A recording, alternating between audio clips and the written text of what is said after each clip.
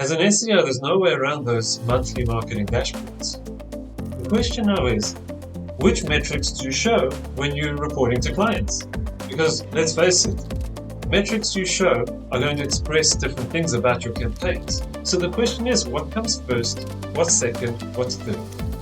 What's the flow of the information that you track? So in this tutorial, I'm going to get into the basics, the SEO marketing dashboard basics, which metrics to track, and how to set up your dashboard. Let's get started.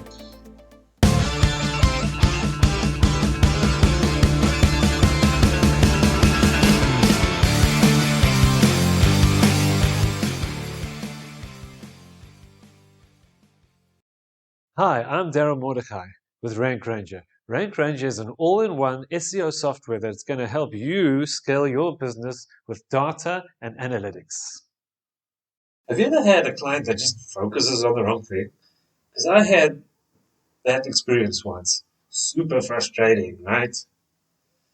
What happened was we were on the top of Google for numerous terms.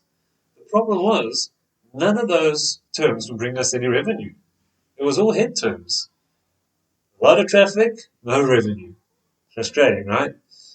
What happens next? We get hit by an algorithm and the traffic starts trickling off.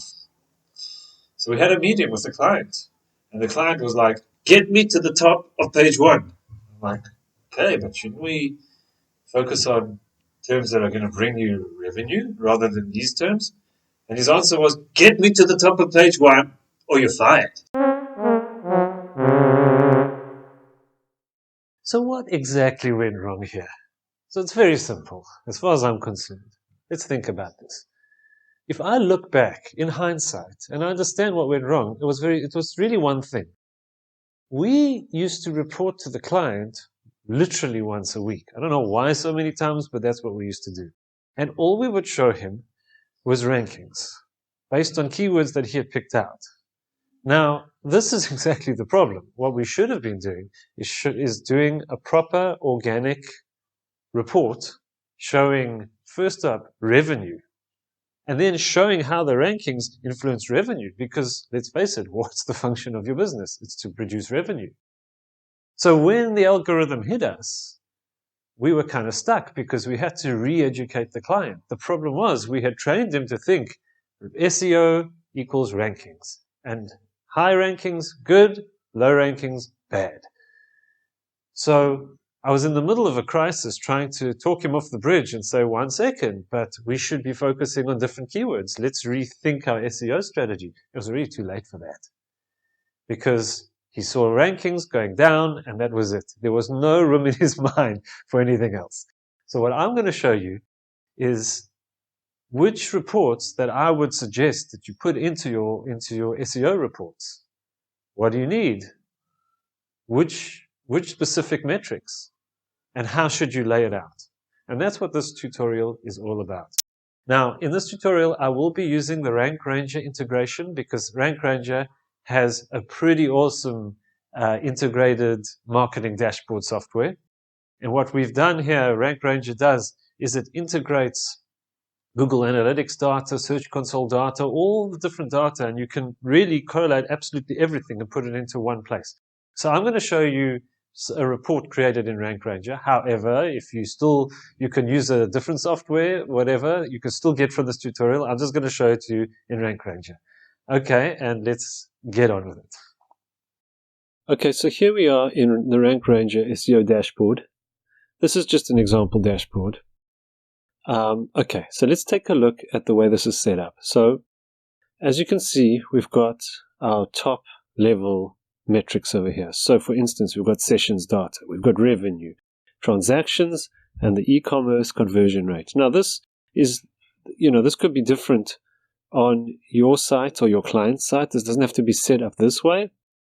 But just to explain what this is Google Analytics data integrated with the Rank Ranger marketing dashboard. So you can set this up any way you want. You can have your goals here, specific goals, for instance. this would be sort of specific to an e-commerce site. As you can see, there's an e-commerce conversion rate here. But these are all your top-level metrics. The point of this is just to show you top-level metrics. We've got revenue data, we've got sessions, transactions, and your conversion rate. Here, you might want to have, let's say, a goal based on lead generation or something different here. But the point here is, this has got to be things that, your client is interested in. This is his top-level worry. He wants to make money out of his business, and this is what we need to show him. So this is all filtered by organic traffic. There's no social media or any other form, paid marketing. This is all organic. So and these are your top-level metrics. Now, once we've got your top-level metrics and your client kind of can see how well, in a general way, his or her website is doing, these are your top-level metrics. So now I'm going to add something else here. Now, this doesn't have to be added. This is just something extra, depending upon who your client is. But I like to see things like this. So here we've got how the website performed over time. So you'll notice April 20th, there's a spike these are two separate Google Analytics goal completions. So here we've got registrations and subscriptions. And you'll notice on April 20th, there was a spike in registrations, and July 20th, there was a spike in subscriptions. So when you are running your SEO report here, what you can now do is you can show your client how the website not only performed over the period, but over time. So let's say April 20th was a good time for registrations. Now you could do a little bit of digging. You could look up your Search Console data or your rank tracker and see, was there a spike in traffic then? Is your business seasonal perhaps? Or no, maybe it wasn't an SEO issue. Maybe there was something like a promotion that you're running or something like that. And then you can sort of do your homework in your report and show how this could be repeated and increase your numbers overall. In other words, we're still thinking about revenue, but now we're looking at it over time and we're seeing, was there some sort of anomaly that happened over time, or, do these spikes just occur generally, or is this something you can repeat to improve on the business in general? So I like to show more goal completion data if I can. And it's rather, it makes a lot of sense in this particular report. Okay, now, once we've got your overarching top-down metrics, how's the website doing in general, now we can start to get a little bit more specific. In other words, we always start general and then work our way specific. And this is the best way to understand the data and to find actionable insights in it. So now we're going to scroll down and see the next report. So now, this report is specific to Rank Ranger, the landing page analysis of organic traffic. Now, this particular report can be set up in many different ways, but here it's taking from Google Analytics data. And the reason I'm using this report is I want to show the specific landing pages. Now, this could be set up to show landing pages, but it could be set up to show other things as well. I'm just specifically focusing now on landing pages. And the reason for that is because once we're seeing how well generally the site is doing, how much money it's making, it might be in good health or might be not in good health. But at this stage, now we're going to start our SEO analysis of the specific pages. So we'll say, okay, by the way, again, this Google Analytics data is all filtered by organic traffic because, again, not to forget, this is an SEO report and not a general marketing report. So here we'll have all your URLs, and we can start to look at, this one had the most goal completions. Okay, that's your home page. So this one had a bit less, and it starts to filter down, and you can really add as much data here as you need. But the point now is to look at your winning pages and say, okay, these pages brought in a lot of goal completions. These pages brought in not so many. These pages didn't bring any. And then you can start to do an analysis, which is really focused a little bit more in a CRO way, but you can start to say, well, these ones had, let's say your top ones, I'm just giving you an example, your top ones may have had the CTAs above the fold, and maybe down here they have them below the fold. Even though, it's more of an SEO report, but we can also bring CRO in here and say, okay, well, these ones are, creating more conversions based on the CRO. Or maybe there's another reason. Maybe it's something purely SEO based. In other words, maybe the reason why you're not getting so many goal completions down here is because it's getting less traffic and these are getting more traffic. So now's a good time to show your client which ones are bringing in your conversions, and the reason is something about your traffic metrics. So there's a good reason to start segueing into traffic and rankings. But again, we're not going to start with traffic and rankings. It's only because we need to look at traffic and rankings in terms of how you're getting your goal completions. This is really the whole structure. So we've started with your actual goal completions and different metrics based on that. And now we're going to look at we're looking now at where the goal completions came from. Okay, here we are. It's now finally time to take a look at your rankings data. This is the stuff that every SEO loves, and we're all very comfortable looking at our rankings.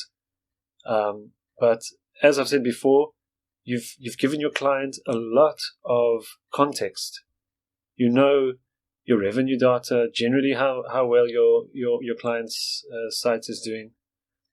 You've looked into different metrics over there. Then you've also looked at the specific pages, and you've seen where your revenue is coming from, which pages. You've perhaps looked at some pages that need to be improved on. And now it's finally time to take a look at your rankings data. So, as I've said before, it's all about hierarchy. It's all about working from the top down rather than just jumping into rankings. So even when you look at your rankings, I also like to look at the top down. So this report over here is called Share of Voice. And what this is it's plotting your website, and it's showing you how you are faring against all your competitors, your online competitors. So the idea here is to show you how the site is doing generally in the niche. So within the niche, let's say the site we're looking at is the red one, so it's doing pretty well in the niche. But what happens if, let's say, each line represents a competitor? So you could, in theory, plug in all your competitors here, and if, let's say, your client's site is sitting down here and all the other sites are up here, so okay, this your client's website is not doing too well in the niche. So this is something that you can generally give a big picture view to your client, and it's a very, very useful thing, because if he or she is sitting at the bottom, then the site needs work. The site needs work, and what you can now do is say, okay, let's look at how the other sites, let's do an analysis, and you can include in your report an analysis of certain keywords that these sites are ranking for that, let's say, your client's website is not ranking for. So this is a great way to start your organic rankings data when you start to present your rankings data, to just show the big picture. Okay, so up until now, we've gone through your revenue, we've gone through the specific pages that are your big winning pages, the best pages, the worst ones, and we've looked at also your big picture ranking, how your client is ranking versus their competitors. That's pretty awesome. And now it's finally time to get into that report that we all know and love, your rank tracking. So here, I'm showing you a different marketing dashboard. And this particular one is got the Rank Ranger rank tracking dashboard. So this is what I would suggest to include finally at this stage of your marketing dashboard, your SEO dashboard. And in theory, this really could be any rank tracking dashboard. I'm just showing you the Rank Ranger one. So we've got your landing pages here, SERP icons. This is the keyword we're tracking for that particular landing page, your rankings, and then this is really showing how the rankings changed over time, and search volumes. Okay. So what you're going to do here is you're going to present to your client potentially two strategies. Now, I'm sure as an SEO, you know all of this, but I'm just going to go through this anyway. And if you don't know, well, you know now. So the two strategies, let's look at this. This is how I would do this. Let's look at your rankings. So I would look, 1, 1, 1, 1, 2, 4, 4, 5, 8, 9. These are potentially all sitting on page 1. You'd have to check the SERPs because 8 and 9 could be on page 2. Sometimes 4 is on page 2. Who knows? It depends upon the SERP features and things like that. But let's assume that these are all on page 1. Then 12, 14, 15, 16, and 18. These are probably on page 2. And then these are probably page 3 and beyond. So there's going to be really, in essence, two completely different strategies to improving your SEO. So let's focus on the page 2. So these ones are all sitting on the page 2 from, let's say, position 12. Let's say there's 10 links on page 1. So to get from 12 to, let's say, 9 isn't such a far leap. And at this stage, what you could potentially do is present to your client your rank improvement strategy, how you're going to get it onto page 1. That could be, I'll leave that to you. It could be writing more content, building more links, internal links, whatever exactly the strategy that you're showing your client. This is the how you could increase your rankings from page 2 to page 1. You could also discuss the same thing on the bottom of page 1. Maybe this one also. Even 4, you could always try and get to the top if you can. And that's really your ranking strategy. This is pretty obvious stuff. And now, what about your number 1 rankings or your number 2 also? Even 4, who knows? So it could be that there's some very competitive things that you can't get from 4 to 1, or from 2 to 1, who knows? I don't know. Or this is already at 1, so you can't go any higher than 1. So you could say, well, job well done, but there might be a way to squeeze out more traffic from these rankings. And the answer really is visibility. So visibility is just a measure of how visible your URLs to the end user. Now, I'll discuss this more in detail. Things like, is it above the fold, below the fold? So at this stage, when you start to discuss visibility, it's time to look at perhaps the various SERP features. So could be your number 1, but the number 2 ranking's getting more clicks, or your click-through rate's not so high. These are things you could potentially put into your dashboard, maybe low click-through rates, maybe from Search Console. You could add that. But the point is, it's now time to discuss the visibility rather than the ranking, because the ranking for number 1 ranking can't go up anymore. But it could potentially have it could have visible elements like SERP features that could garner more clicks. So this is your second strategy. Okay, and now we're going to go on to another report, which is also a Rank Ranger report, which I would like to show you that presents visibility. Here is another marketing dashboard, an SEO dashboard. And the reason I brought this in is, as I mentioned above, we got the two main strategies to increasing your potential, your SEO potential. We had increasing your rankings, which we discussed, and we also discussed what you could show your client is your visibility. So now I just want to show you this unique report, which really, if you want to dig into visibility, this is a great report to do it. It's called Absolute Visibility, and this is something that you could include in your dashboards. So if you want to increase your visibility, so first up, again, I mentioned above what visibility is, but I just want to give you a quick example. So let's say we jump onto the SERP. So this is how to change a tire, okay? And first up, we see this featured snippet. Below that is, so that's really, we counting it as result number 1. Below that's result number 2. And then everything, and then you have this people also ask box. So everything else is below the fold. So if you want to see any more results, you kind of have to scroll down. Oh, video box. More video, and that's position number 3. So, if you're sitting here on position number 3, you look on your Search Console, and you think, wow, I'm in position number 3. Why is my click-through rate so low? The reason is because you've got the viewer doesn't see anything. They first start out with this, then they see position number 2, this, and this, and then they finally see position number 3.